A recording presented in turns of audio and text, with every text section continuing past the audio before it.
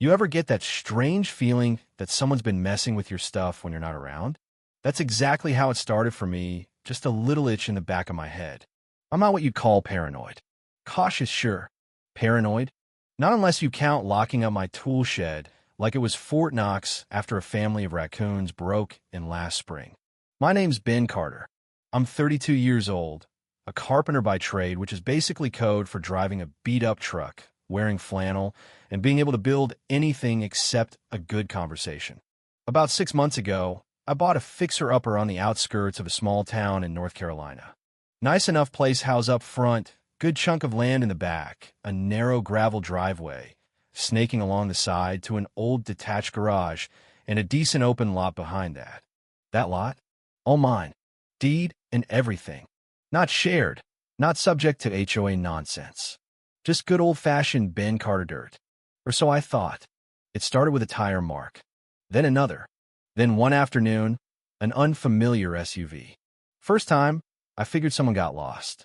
Second time, assumed it was some neighbor's friend who couldn't tell one gravel driveway from another. But by the third time, it was clear something shady was going on. I work odd hours. Sometimes I'm home by 3 in the afternoon, other times not until 9 at night. One Thursday, I got home early and found 4 cars parked smack in the middle of my lot. Not on the street on my actual property, boxed in tight between my garage and a pile of lumber I hadn't moved yet. 2 sedans, a Jeep, and a minivan with one of those stick-figure families on the back window. They weren't even trying to hide it, just parked there like it was a Walmart on Black Friday. I parked my truck nose-to-nose with the Jeep, effectively blocking them all in, then grabbed a beer and a lawn chair and set myself up for what I decided would be a good old-fashioned redneck stakeout. About 20 minutes later, they appeared. A couple wearing matching tennis visors, a teenage boy with half a haircut, and someone's grandma shuffling along behind them, all returning from the neighborhood park like it was just another sunny afternoon.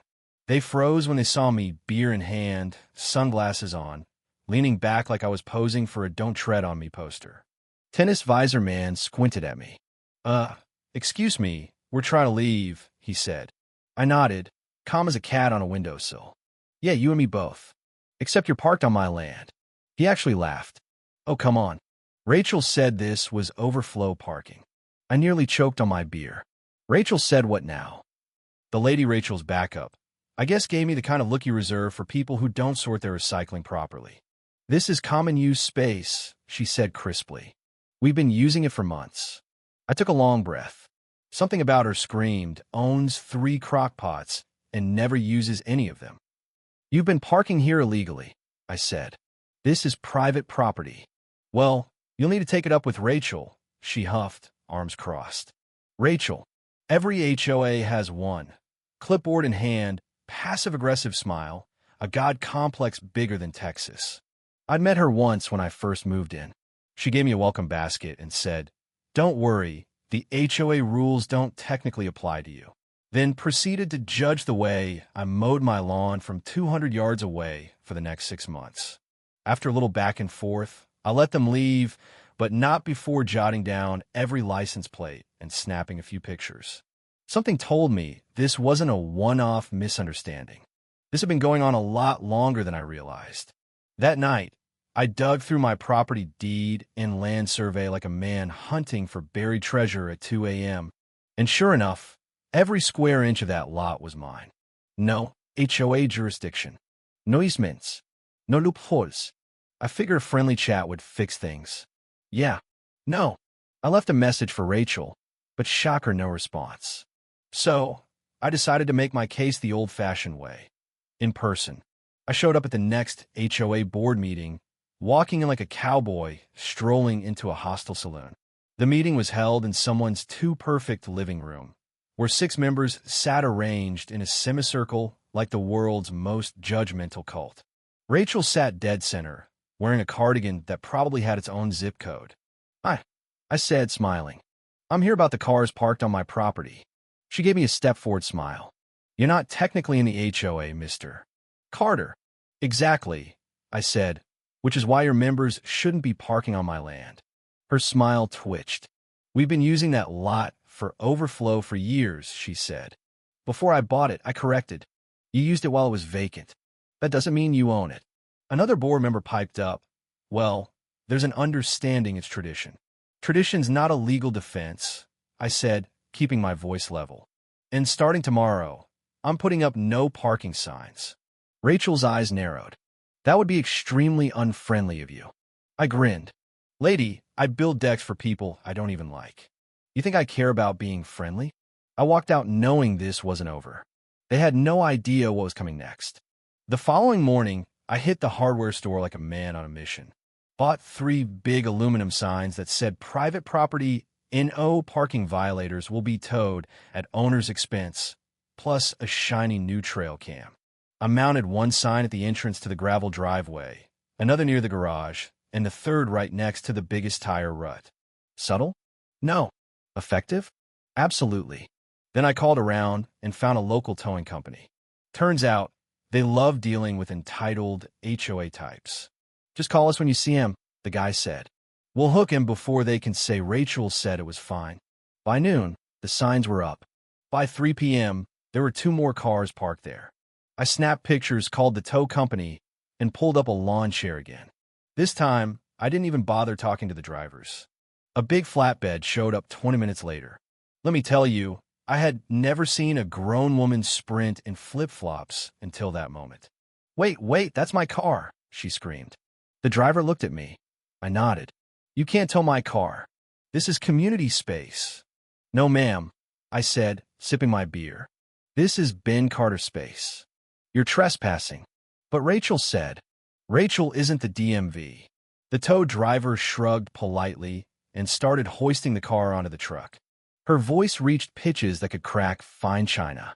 I stayed calm. Handed her one of the flyers I printed with a copy of the property survey and a short note. Next time, don't park on private property. She took it like I'd slapped her with the Constitution. That day, we towed 2 cars. The next day, 3. By the end of the week, I'd had 7 vehicles hauled off. One of them belonged to a board member's teenage son, who stomped up to my door trying to play tough. You cost me $300, he yelled. I looked up from the deck. I was sanding. Sounds like an expensive parking spot. You're a jerk. Yep, but a jerk with a clean driveway. He left. I didn't see him again. Rachel, though, she wasn't done. After the 7th tow, things seemed to settle for a few days. I thought maybe, just maybe, they'd gotten the message. But I had underestimated Rachel. Big mistake. One Saturday morning, a brand new flyer appeared, taped to my mailbox. Official looking, complete with the HOA's little tree and circle logo at the top like it was some government agency instead of a neighborhood club. It read, "Attention homeowners. In light of recent misunderstandings regarding overflow parking practices, please be advised that the lot adjacent to 128 Millstone Drive has historically served as communal overflow parking. While not currently under HOA governance, efforts are underway to integrate this vital community space officially. We ask all residents to use the area respectfully to promote harmony and neighborly spirit." Integrate this space? Promote harmony? I saw red. They were trying to publicly reframe my land and my land as theirs. Worse, they made me look like the unreasonable villain for daring to enforce property rights. It was time to escalate. I called my lawyer, Eric. Solid guy. Owed me a favor from a carpentry job I did on his porch after a termite infestation. I handed him the flyer, the photos, the tow receipts, the land deed. He flipped through it all and chuckled. You want the polite hammer or the nuclear option? Let's start polite, but make it loud enough for the deaf to hear. He drafted a cease and desist letter so sharp it could cut glass. Sent it certified mail to the HOA with a copy to the county land records office just to make sure it got official attention. It spelled everything out. My lot was privately owned. The HOA had 0 legal rights to it. Any further use or public statements otherwise would be considered trespassing and misrepresentation under the law. Eric even threw in a few state statutes in bold italics. Nothing makes a clipboard warrior sweat like actual legal codes. Then, for good measure, I installed a motion-activated floodlight over the driveway. For security. Rachel's retaliation wasn't long in coming. But not directly, of course. Oh no, she preferred the coward's route. 2 days later, a city inspector showed up at my door. Anonymous complaint, he said, flipping through his clipboard. Possible unpermitted structure. I laughed. You mean the garage that's been standing since 1978? He shrugged, embarrassed. I just have to take a few photos, sir. I let him. I had nothing to hide. But it was the beginning of a new, exhausting phase, complaint barrage, in the span of a week. A noise complaint because I used my saw at 4 p.m. on a Saturday. An improper waste disposal complaint because I had scrap wood neatly stacked in a bin. A trash violation because the lid on my garbage can blew open during a windy afternoon. And my favorite, excessive gravel displacement. Whatever that even means. All anonymous. All baseless. But each required an official response. My day started to feel like a bureaucratic whack-a-mole game. So I did what any sensible man under siege would do. I documented everything. Trail cam footage, dates, times, license plates, inspector visits, every HOA letter. I even added a second hidden trail cam in the trees, aimed right at the driveway. Good thing, too, because one night around 1 a.m., it caught a gem. A figure short, determined, creeping up my driveway with a stack of flyers. Same design. Same HOA logo. She plastered them on my mailbox post, my garage door, and even my new NO parking sign. The headline screamed, "Help us reclaim our community space. The lot at 128 Millstone has been wrongfully restricted. Let's stand together against intimidation tactics and show what unity looks like." I nearly spit my coffee across the kitchen when I saw the footage.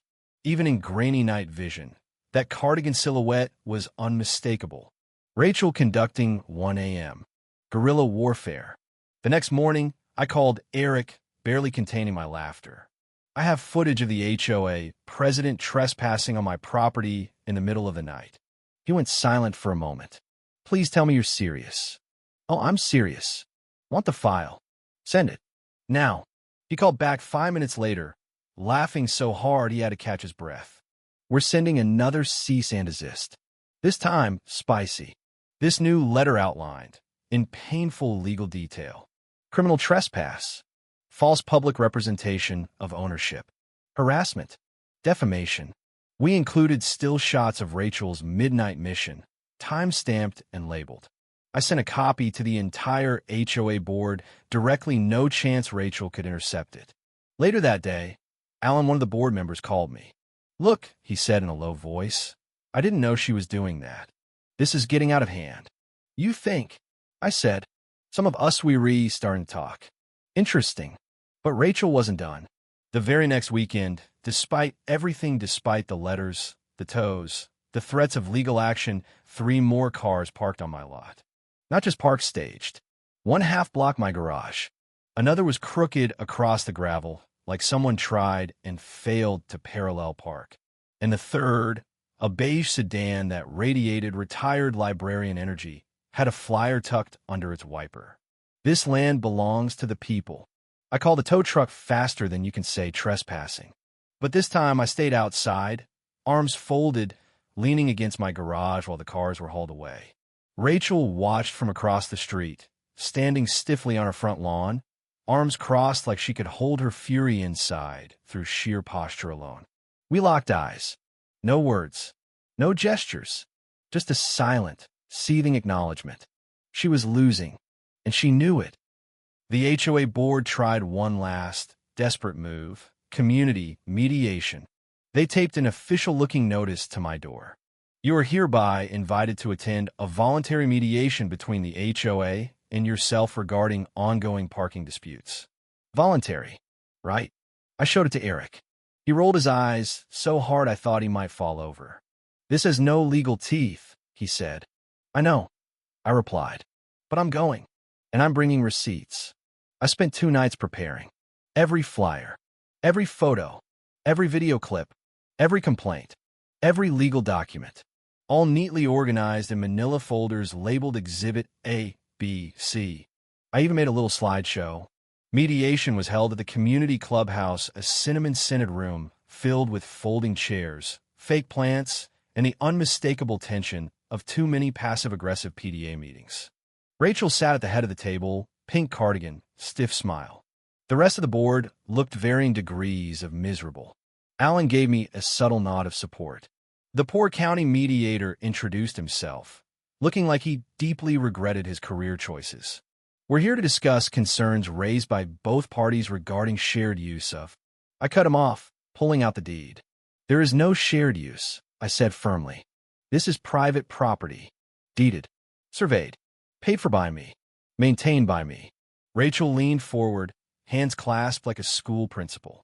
We simply want a peaceful resolution that benefits the community. I slid over the still frames of her midnight flyer escapade. Funny, I said, because your version of peaceful includes trespassing, harassment, and illegal parking. The mediator blinked at the photos. Miss Green, is this you? Rachel's mouth tightened. I may have attempted to raise community awareness. At 1 a.m.? On private land? Without permission? Her eye twitched. Alan spoke up. This is ridiculous, Rachel. We're supposed to manage landscaping budgets, not wage turf wars. You're siding with him? She snapped. I'm siding with the law. The mediator cleared his throat. This mediation is over. Mr. Carter, do you seek any formal resolution? I smiled sweetly and opened another folder labeled counterclaim. Yes, I'm filing a formal complaint for HOA harassment, false public statements, and seeking damages for trespass and nuisance. Rachel went white as a sheet. The aftermath was swift. Alan resigned from the board 2 weeks later, citing ethical concerns. 2 other members followed. Rachel's power collapsed like a house of cheap cards. The flyers stopped. The complaints stopped. The cars disappeared. For 2 blissful weeks, I lived like a king in his uncontested castle. And then came the final blow. Rachel's house went up for sale. Official story? Downsizing to be closer to family. Real story? She couldn't stand living in a neighborhood where her little kingdom had crumbled. On moving day, I watched from my porch, coffee in hand, as she barked orders at the movers in her trademark pink cardigan. She caught me watching. I raised my coffee cup in a slow, mocking salute. She stared, furious and small, before climbing in her car and disappearing down the street. 1 week later, Alan stopped by. You hear about the audit? He asked. What audit? Turns out Rachel was misallocating HOA funds. Used association money to print those flyers. And to try to integrate your lot into community property. He grinned. She's facing a civil investigation. Nothing criminal, but her reputation shredded. The new homeowners? A retired couple with a Great Dane named Duke. Good folks. Real neighborly. The HOA? Completely overhauled. My land? Permanently marked private on all maps. They even asked me to help draft the new bylaws. I reviewed the draft and handed it back with one final suggestion. Rule 1. Keep your wheels off Ben Carter's property. We both laughed. And now, I spend my weekends exactly how I like. Building furniture, drinking cold beer, listening to the sweet, sweet sound of nothing. Sometimes a neighbor walks by, slowing a little, maybe glancing over at my property, the sign still standing proud. I just smile and wave. Because let's be clear, I'm not a villain. I'm not anti-community. But if you try to turn my land into your personal parking lot, you're going to pay the meter. And if anyone ever forgets, the tow company's still on speed dial.